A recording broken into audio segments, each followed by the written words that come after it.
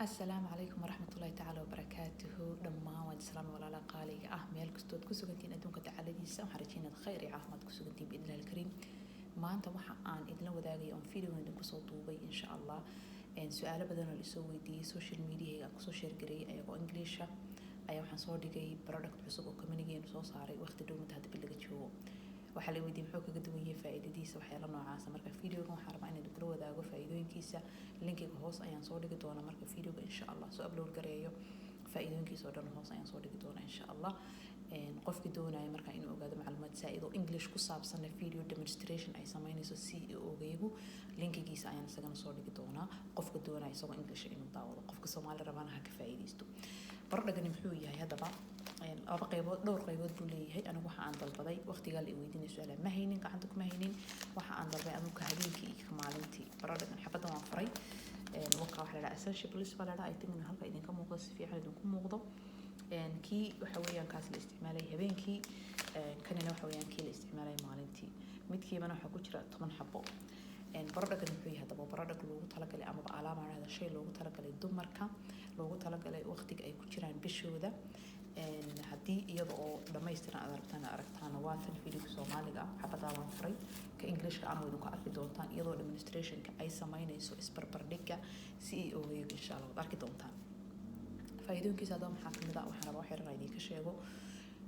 bahalkan ay isticmaalo every month dumarku dhan isticmaalaan bil kasta badanaa dadku always iska yiraahdaan always baan oranayna inaguna brandkaas ma dadka dhan aad maaragtay loo barto loo yaqaano always ma loo yaqaano wixii maaragtay brand oo dhan laakiin magacyo badan bilin kamid badan baan soo saar af Soomaaliga waxaan maleynaa guush baa loo dhan jiray hadaan qaldanay waad ii sixi doontaan marka dad badan ayaa waxay ku sameeyeen baaritaan waxyaalo badan oo isticmaalaan dumarku iyo ciyaalku sida dhaybarta ciyaalka oo kale waxa la ogaaday in ciyaalka waxyaalo xanuuno badan u keento dhaybarta laftigeedu lagaga ilaalinayo ilmihii yaraa kaadid iyo wixii muuqtay saxaradii sidoo kale baadhiskan dumarku isticmaalaan baadhkan hadda aan ka hadlayno ama guushkan araahda inuu keeno xanuuno badan oo keeno dumarka ku sababo sometimes waxay ku leeyihiin dadka researchka sameeyay waxa la ogaaday in xitaa dadka qaar dhalmada ka kaxay ilaahay ba dhasha bixiya keena kaxeeya qofka ugu talagalay maaragtay siiya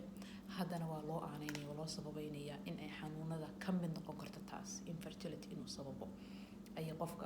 loo aaneynaya xanuunada kamid ah chemicalki baa ku badan waxyaalo badan baa ku badan guushashkii caadiga ah ama always tii caadiga ahayd kamanigan wuxuu sameeyay project leeyahay now I know ama hadda waan ogahay dadkii loo xil saaray wiil kamidii markuu soo barnaamijkan ku jiray baradhagan la develop gareynay la sameynay waqti baa la geliyay time baa la geliyay waxyaalaha